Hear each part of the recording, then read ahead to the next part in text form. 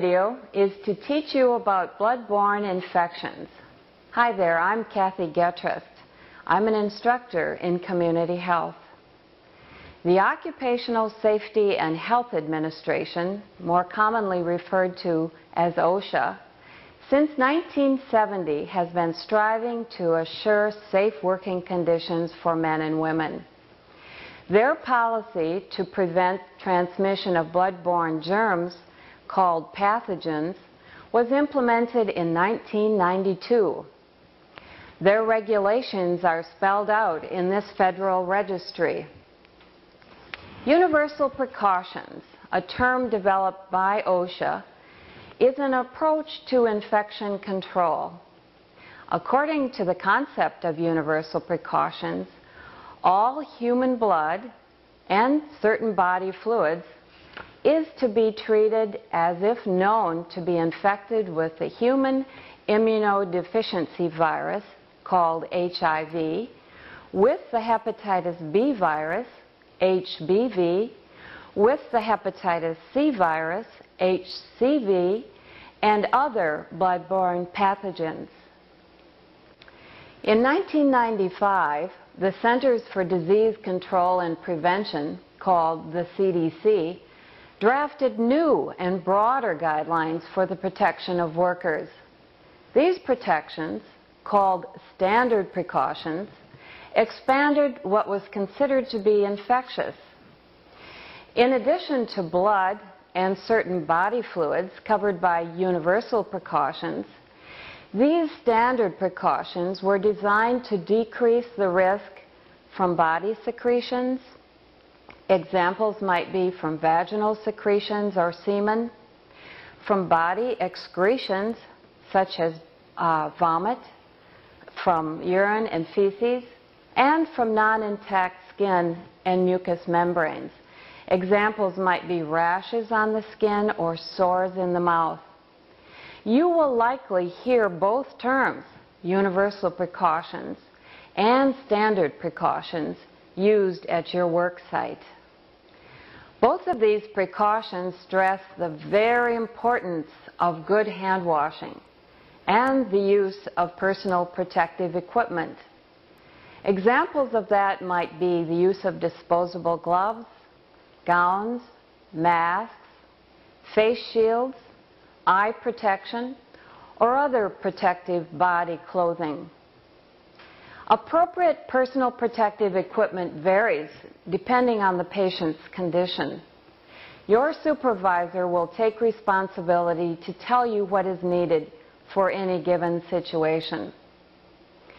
In addition, these precautions mandate that there be safe handling of sharps by use of durable sharps containers, and that appropriate disposal is made of biohazardous waste, such as blood-contaminated items. Remember, you must treat all blood and other potentially infectious materials as if they were infected. Following is a tape developed by OSHA entitled "As It Should Be Done."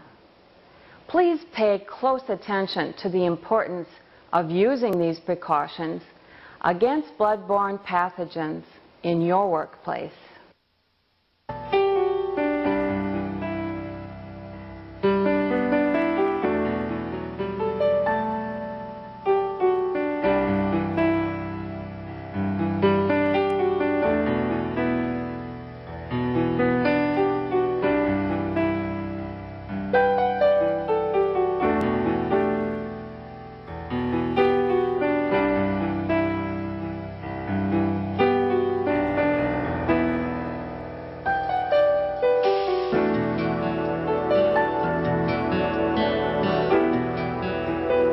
Albert Camus, a French novelist and Nobel Prize winner, used the plague as a metaphor. He explored how ordinary people act in times of uncertainty and risk. The most moving and most heroic parts of the story were about the healthcare workers and their professional responsibility. According to the Centers for Disease Control, AIDS has already killed over 100,000 Americans. It's estimated that well over 1 million more are infected with the virus that causes AIDS. And the center's estimates on hepatitis B are very sobering. Each year, about 8,700 healthcare workers are infected with hepatitis B. And each year, about 200 of them die from it. Hepatitis B and AIDS are called bloodborne diseases because the organisms that cause them are carried in blood. Bloodborne pathogens pose a special threat to healthcare workers and to other people who come in contact with blood and certain body fluids while doing their jobs. This program explains vital precautions you must use in the workplace to protect yourself. The precautions are targeted against all bloodborne pathogens.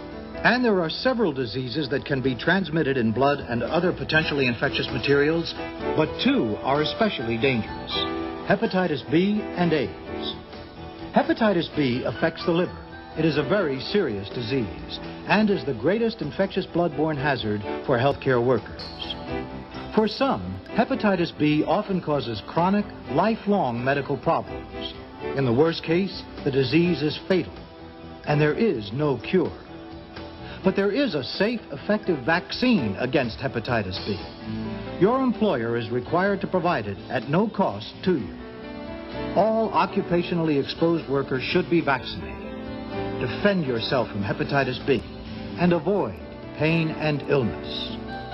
But there is no vaccine and there is no cure for the acquired immune deficiency syndrome. AIDS always kills. Both diseases are caused by tiny organisms called viruses. The virus that causes hepatitis B is called HBV. Even the tiniest traces of blood can be contaminated. 1 milliliter of blood may contain 100 million infectious doses of the hepatitis B virus. The virus that causes AIDS is called the human immunodeficiency virus, or HIV. It's important to understand the distinction between the HIV virus and the disease AIDS. If a person is infected with HIV, medical tests will show that the person is HIV positive. That means that the person has antibodies to the HIV. It does not necessarily mean that the person has AIDS. A person who is HIV positive can feel completely normal. But sooner or later, the HIV infection develops into the disease AIDS. And AIDS is a fatal illness. Essentially, HBV and HIV are transmitted the same way. Now let's look at the routes these bloodborne pathogens can travel to enter a person's body. The bloodborne pathogens are transmitted in human blood and other potentially infectious materials such as semen, vaginal secretions, and saliva in dental procedures. These bloodborne pathogens have not been shown to be transmitted by sweat, tears, urine, or feces. But remember, these substances can also be mixed with blood. For healthcare workers, the most common risk of exposure is by needle stick injury. Exposure can also happen when blood or other potentially infectious materials touch the eyes, nose, or mouth.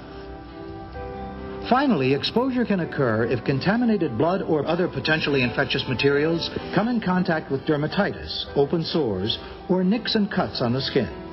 Bloodborne pathogens pose very real, life-threatening dangers, but there is no reason for panic. Consider this fact about AIDS. In the last decade, hundreds of thousands of healthcare workers have helped millions and millions of patients. Yet in 10 years, there are only about 65 reported cases of HIV infection related to occupational exposure.